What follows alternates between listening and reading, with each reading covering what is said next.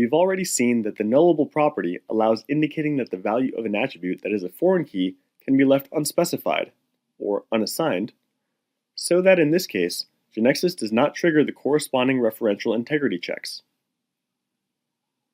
On the other hand, we know that if an attribute does not accept nulls, then a valid value must always be indicated. Within a knowledge base, the relationship between entities is defined by primary keys, which can be foreign keys when they're included in other entities. Whether a foreign key accepts nulls or not lets GeneXus know how strong the references are between those entities.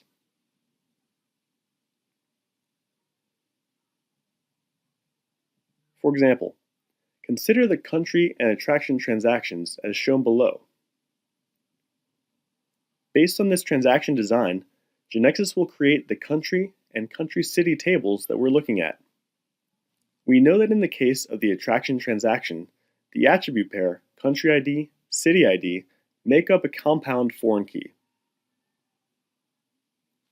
As for the structure of the attraction table associated with the attraction transaction, it's the one that we're looking at.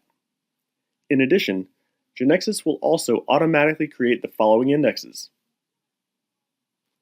the primary index by attraction ID, and the foreign index by the attribute pair country ID, city ID. Let's see it in GeneXus. In the structure of the attraction transaction, we can see that by default, both attributes, country ID and city ID, have the nullable property set to no. This means that the values indicated in them must always be valid.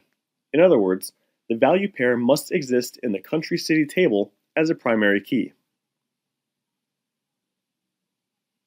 Okay, let's press F5. Note that the impact analysis report shows that the corresponding reference to the country-city table will be created. Let's reorganize. And we enter a tourist attraction. For example, we enter the Eiffel Tower.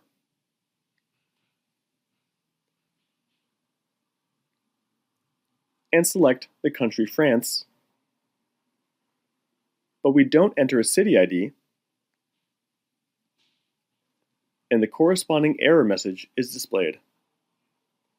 The same message will appear if in city ID we enter a value that doesn't exist. In other words, the pair made up of the values indicated in country ID and city ID must exist as a primary key in the country-city table.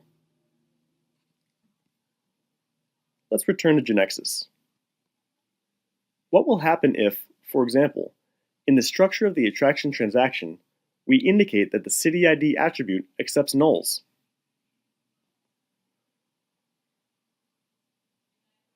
When a foreign key is composed of more than one attribute, and the null value is allowed in any of its parts, then new references must be defined if the rest of the attributes are also a foreign key, as it happens in this case, since country ID is also a foreign key.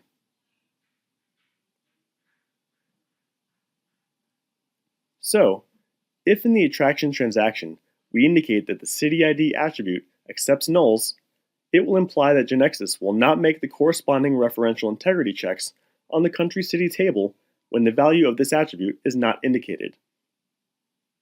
GeneXus will then create a reference to the country table to avoid indicating a country ID value that doesn't exist in that table as a primary key, when the city ID value is not entered.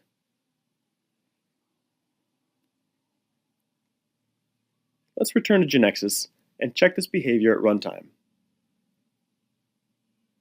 We press F5, and if we look at the impact analysis report, we can see that GeneXus added a new reference over the country table. We reorganize,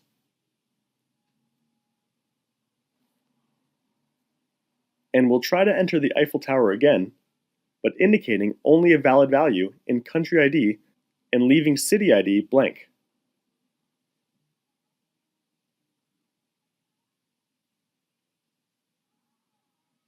we select France without indicating a value for city ID and confirm. GeneXus only checked that the country ID value is valid, that is, that it existed as a primary key in the country table. Now let's see what happens if we indicate a value in city ID, but a value that's not valid.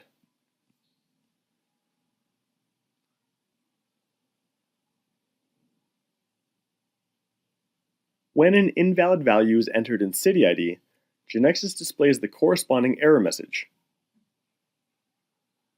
The reason for this is that when a city ID value is entered, GeneXus does make the corresponding controls on the country city table. Therefore, the pair indicated in country ID and city ID must exist as a primary key in that table.